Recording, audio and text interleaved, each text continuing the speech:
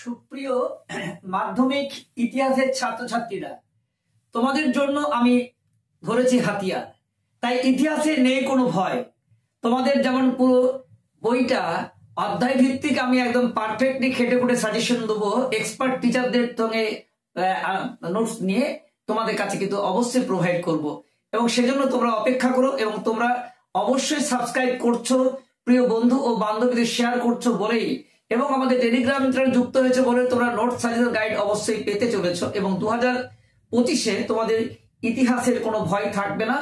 Objective প্রশ্নের উত্তর সহ আমরা কিন্তু আলোচনা করবো প্রথম থেকে শেষ পর্যন্ত। খুব কম সময় ইতিহাস বিষয়টাকে হাতের মুঠোয় তোমরা নিয়ে আসতে পারবে। শুধু এটুকুই বলবো, আমাকে চেনো, আমি বাগেশ্বর উচ্চ মাধ্যমিক স্কুলের শিক্ষক। দীর্ঘদিন ধরে আমার প্রচুর ছাত্রছাত্রী বোর্ডে র্যাঙ্ক করে আসছে, তোমরাও কিন্তু করবে নিশ্চিত রূপে। তা আজকে তোমাদের কাছে বলবো, যারা পড়াশোনা করেছো তার রিভাইজ দেওয়ার ক্ষেত্রে, বা যারা এখনো ঠিক মতো তৈরি হতে পারোনি, সবার ক্ষেত্রে কিন্তু ইতিহাসের মধ্যে কোনো ভয়ভীতি রাখবে না। আমি দেখিয়ে দেবো কেমন করে উত্তর লিখতে হয়। আজকে আমার সাজেশনটি শেষ হবে। প্রথমে তোমাদের দিয়েছিলাম একদম মাত্র 10টি প্রশ্ন 8 নম্বরে এবং 4 নম্বরে সমস্ত কমন পাওয়ার জন্য। তোমাদের এই 10টি প্রশ্ন থেকে ভয় পেয়েছিলে, তার জন্য আমরা এসেছি তোমাদের অধ্যায় ভিত্তিক 8 নম্বরে, অধ্যায় ভিত্তিক 4 নম্বরে, 2 নম্বরে শেষ করেছি দুটো পার্টে, অধ্যায় ভিত্তিক 4 নম্বরে দুটো পার্টের একটা শেষ করেছি। এইটা হলো শেষ। তাহলে বোঝালে কি কি দিয়েছি। প্রথমে দিয়েছি তোমাদের 4, 8 মিলিয়ে 10টি প্রশ্ন কমন পাওয়ার জন্য। তারপরে দিয়েছি তোমাদের 8 নম্বরের অধ্যায় ভিত্তিক। তারপরে দিয়েছি একটি ভিডিও, যে 2 নম্বরের 4টা নিয়ে একটা পাঠ, 1, 2, 3, 4 অধ্যায়, আরেকটা 5, 6, 7, 8 নিয়ে আরেকটি পাঠ। 4 নম্বরেরও 1, 2, 3, 4 নিয়ে একটি পাঠ আজকে দিয়েছি। আজকেই তোমাদের আবার দিচ্ছি কি 5, 6, 7, 8 নিয়ে একটি পাঠ। তাহলে 4 নম্বর প্রশ্ন শেষ। সঙ্গে আজকে থাকছে মানচিত্র। তাহলে আজকে তোমাদের দেখাবো এই 4 নম্বরের সেকেন্ড পার্টের 5 অধ্যায়, 6 অধ্যায়, 7 অধ্যায়, 8 অধ্যায় এবং মানচিত্র।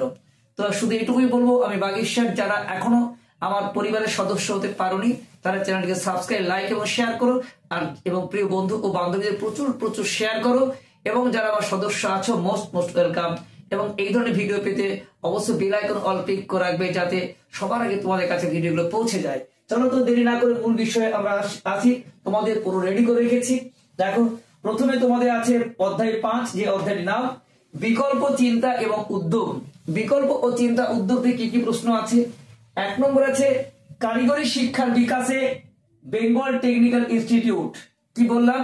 কারিগরি শিক্ষার বিকাশে বেঙ্গল টেকনিক্যাল ইনস্টিটিউট বা বিটিআই। পরে দেখো বিজ্ঞান চর্চায় Indian association for the cultivation of science বা মহেন্দ্রলাল সরকার। তাহলে বিজ্ঞান চর্চায় কি আছে? বিজ্ঞান চর্চায় Indian association for the cultivation of science বা মহেন্দ্রলাল সরকার। এই দুটো প্রশ্ন করলে একটা কমন পাওয়ার সম্ভাবনা অত্যন্ত প্রবল। পরের প্রশ্ন দেখো, রবীন্দ্রনাথের শান্তি নিকেতন আশ্রম প্রতিষ্ঠা উদ্দেশ্য। রবীন্দ্রনাথের শান্তি নিকেতন প্রতিষ্ঠার উদ্দেশ্য।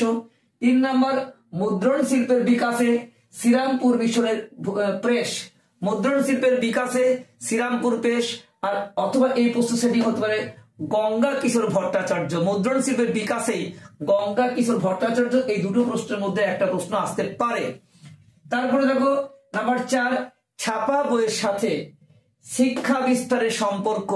ছাপা বইয়ের সাথে শিক্ষা বিস্তার সম্পর্ক, বা ছাপা বইয়ের সাথে গদ্য সাহিত্যের বিকাশ, বা ছাপা বইয়ের জন্য কোম্পানি কি উদ্যোগ নিয়েছিল। এই একটাই উত্তর কিন্তু ঘুরে ফিরে আসতে পারে। প্রশ্নগুলো ঘোরায় কিন্তু খুব, এখন ট্রেন্ড চলছে ছোটগুলো বড় করা, বড়গুলো ছোট করা, ঘুরিয়ে বলা, কিন্তু কমন আসলে শুধু বুঝে নিতে হয় প্রশ্নগুলোকে। তারপরে আমরা এই নিয়ে আরো ভিডিও নিয়ে আলোচনা করব, যাতে তোমাদের কাছে বুঝতে, প্রশ্ন লিখতে কোনো অসুবিধা না হয়।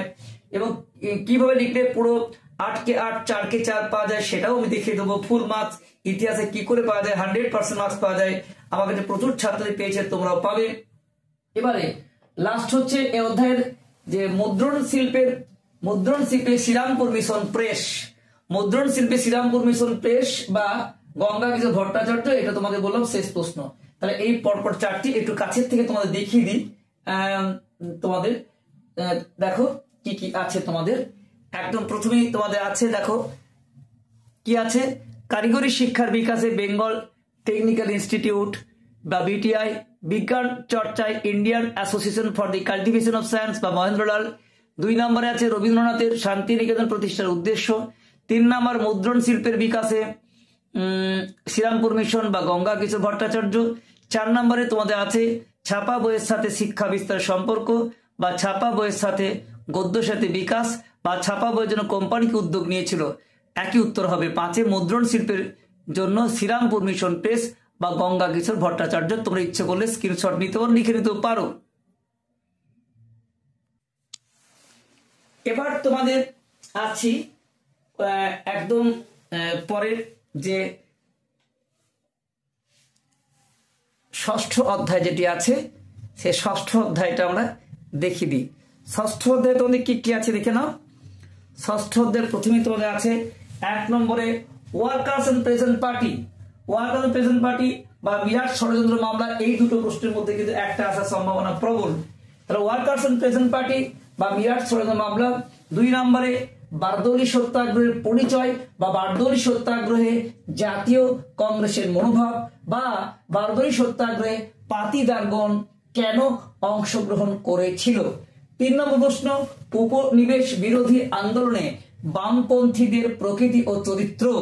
4 নম্বর ভারত ছাড়ো বা বঙ্গভঙ্গ বিরোধী আন্দোলনের শ্রমিক শ্রেণী কৃষক সমাজকে শ্রমিক ভূমিকা বা এটা আরেকটা কোশ্চেন তোমাদের যে কৃষক সমাজকে বঙ্গভঙ্গ বিরোধী আন্দোলন প্রভাবিত করতে পারেনি কেন, এই দুটো কিন্তু একটু আলাদা। আর 5 নম্বরে মহাত্মা গান্ধী কি কারণে জমিদারদের কর প্রদানের বিরোধী ছিলেন, এটিও কাছের থেকে তোমাদের একটু দেখিয়ে দিই। দেখো তাহলে 6 নম্বর অধ্যায়ে কি কি আছে বুঝে নেবে। কি কি আছে আর একবার দেখিয়ে দিই, ভালো করে দুবার করে দেখিয়ে দিচ্ছি। বেঙ্গলি ইতিহাস express first question workers and present party বা বিরাট ষড়যন্ত্র মামলা। 2 বারদৌলি সত্যাগ্রহের পরিচয় বা জাতীয় কংগ্রেসের মনোভাব বা পাতিদারগণ কেন অংশগ্রহণ করতে পারেনি। 3 নম্বরে উপনিবেশ বিরোধী আন্দোলনের প্রকৃতি ও চরিত্র। 4 নম্বরে ভারত ছাড়ো আন্দোলন বা বঙ্গভঙ্গ বিরোধী আন্দোলনের শ্রমিক শ্রেণী।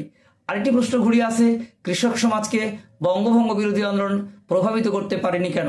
আর 5 নম্বর হচ্ছে মহাত্মা গান্ধী কি কারণে জমিদারদের কর প্রদানের বিরোধী ছিলেন।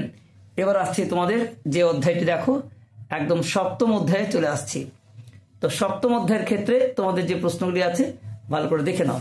7ম অধ্যায়ে কি আছে, 20 শতকে ভারতে নারী সমাজ প্রান্তিক জনগোষ্ঠী, এটা অধ্যায়ের নাম।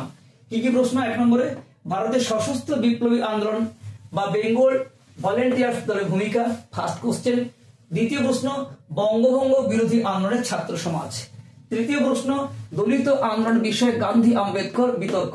এই 3টি প্রশ্নের মধ্যে এখানে একটি সেটিং হতে চলেছে, ভালো করে করে নিও, খুব কম প্রশ্ন। এবার লাস্ট অধ্যায় 8 যার নাম উত্তর ঔপনিবেশিক ভারত। এখানে কি কি প্রশ্ন আছে, 1 উদ্বাস্তু সমস্যা সমাধানে ভারত সরকার কি কি উদ্যোগ গ্রহণ করেছিল। 2য় প্রশ্ন বা উদ্বাস্তু সমস্যার টিকাও আসতে পারে, একটু অন্য হবে। 2 নম্বর কোশ্চেন হায়দ্রাবাদ বা জুনাগড় বা কাশ্মীর, এই 3টে রাজ্য করে রাখবে কিভাবে ভারতভুক্ত হয়, একটা কিন্তু আসার সম্ভাবনা খুব প্রবল। তারপরে হচ্ছে কি কারণে পাঞ্জাব দ্বিধা বিভক্ত হয়।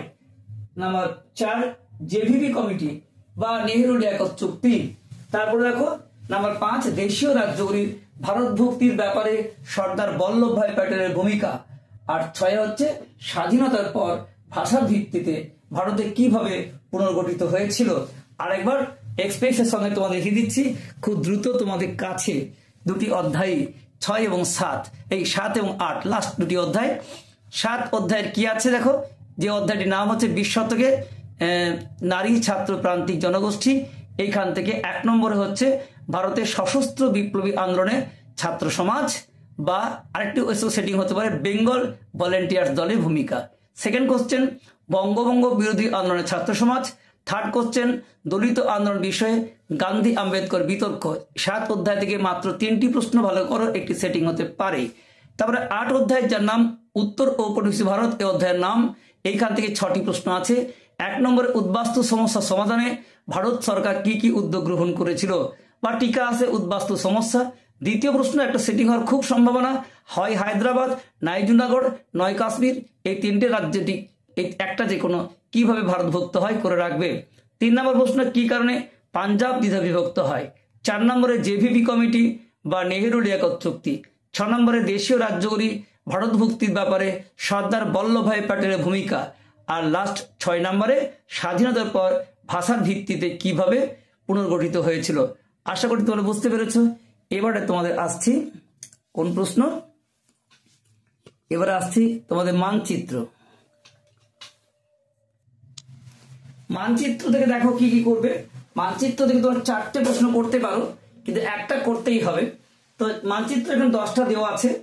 1 নম্বরে প্রথম ভাষাভিত্তিক রাজ্য অন্ধ্রপ্রদেশ, 2 নম্বরে ভারত ছাড়ো আন্দোলন তমলুক, 3 নম্বরে ডান্ডি, 4 নম্বরে সাঁওতাল বিদ্রোহ এলাকা পুরুলিয়া, 5 নম্বরে নীল বিদ্রোহ এলাকা যশোর কিংবা নদিয়া, 6 নম্বরে মহাবিদ্রোহ কেন্দ্র ঝাঁসি কিংবা অযোধ্যা কিংবা মিরাট, 3টে করে রাখবে।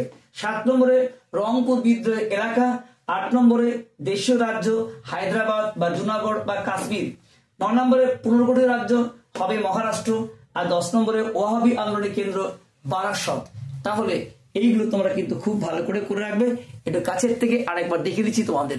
মানচিত্রের জন্য কি আছে, প্রথম ভাষাভিত্তিক রাজ্য অন্ধ্রপ্রদেশ, 2 ভারত ছাড়ো আন্দোলনের কেন্দ্র তমলুক, 3 ডান্ডি, 4 সাঁওতাল বিদ্রোহ এলাকা পুরুলিয়া, 5 নীল বিদ্রোহ এলাকা হয় যশোর কিংবা নদিয়া, 6 নম্বরে মহাবিদ্রোহ কেন্দ্র ঝাঁসি অযোধ্যা বা মিরাট, 7 নম্বরে রংপুর বিদ্রোহ এলাকা, 8 নম্বরে দেশীয় রাজ্য হায়দ্রাবাদ জুনাগড় কাশ্মীর এই 4টে, 9 নম্বরে পুনর্গঠিত রাজ্য মহারাষ্ট্র, 10 নম্বরে ওয়াহাবি আন্দোলনের কেন্দ্র বারাসত। দেখো তোমাদের সমস্ত বিষয়ে আমরা কিন্তু আগামী কাল থেকে দেবো উত্তর। তোমাদের অবজেক্টিভ প্রশ্ন তোমাদের জানো প্রায় 60% মার্কস আছে। 1 নম্বরের 36টি, 2 নম্বরে 11, 22 নম্বর 36 বা 58 নম্বর অবজেক্টিভ আছে, এগুলো নিয়ে আলোচনা হবে।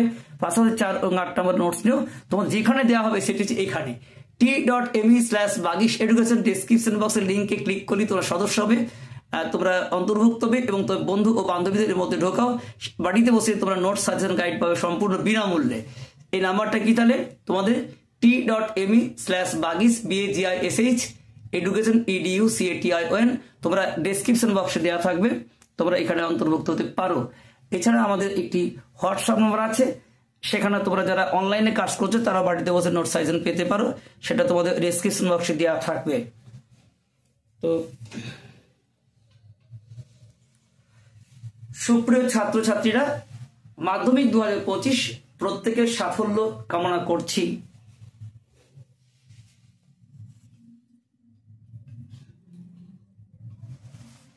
মাধ্যমিক 2025 প্রত্যেকটি ছাত্রছাত্রী ইতিহাসে খুব ভালো নম্বর পাও। তোমাদের আজকের সাজেশন পিরিয়ডটি শেষ হয়ে গেল পুরোপুরিভাবে। আবার বলছি, আমাদের পরপর দেখে নিও। প্রথমে ইতিহাস সাজেশন দিয়েছিলাম, 10টি প্রশ্নের মধ্যে কমন পাবে 8 এবং 4, এবং এর মধ্যে অনেক প্রশ্ন কমন পাবে। তারপরে তোমাদের শুরু করেছে অধ্যায় ভিত্তিক, 8 নম্বরের প্রশ্ন তোমাদের অধ্যায় ভিত্তিক আছে। তারপরে ভিডিও আছে 2 নম্বরে পার্ট 1, 4টা অধ্যায়, প্রথম দ্বিতীয় তৃতীয় চতুর্থ। তারপরে আছে 2 নম্বরের পার্ট 2, 5, 6, 7, 8 অধ্যায়, 8টা অধ্যায় ইতিহাসে আছে জানো। তারপর শুরু করছি 4 নম্বরে, তোমাদের আজকে দিয়েছি 1, 2, 3, 4 অধ্যায়, এখন দিলাম 5, 6, 7, 8, তার সঙ্গে দিলাম মানচিত্র। তাহলে সম্পূর্ণভাবে তোমাদের কিন্তু শেষ হয়ে গেল 4 নম্বর, 8 নম্বর, 2 নম্বর দেওয়া। এবার তোমাদের বাকি থাকছে 1 নম্বরে সাজেশন হয় না, তাহলে অধ্যায় ভিত্তিক খুব বেশি করে প্র্যাকটিস করতে হবে, এটাও আমরা পরপর দেবো। অবশ্যই তোমরা কমন পাবে, তোমাদের সাফল্য আমাদের একমাত্র লক্ষ্য। শুধু এটুকুই বলবো, তোমরা ভিডিওটি অনেক অনেক পরিমাণে শেয়ার করো, যত শেয়ার করবে তত বেশি আমরা কিন্তু তোমাদের পরীক্ষা শেষ মুহূর্ত পড়ে থাকছি, কি পরীক্ষা আসছে সেটাও সম্ভাব্য, সেটাও আমি অবশ্যই তোমাদের বলে দেবো। বেস্ট অফ লাক, সকলের সাফল্য কামনা করছি। আজকে এখানেই শেষ করছি। সকলে ভালো করে মন দিয়ে পড়াশোনা করো, জীবনে প্রতিষ্ঠিত, এটাই আমার একমাত্র লক্ষ্য। আর সকলের শুভকামনা জানাচ্ছি। শুভরাত্রি।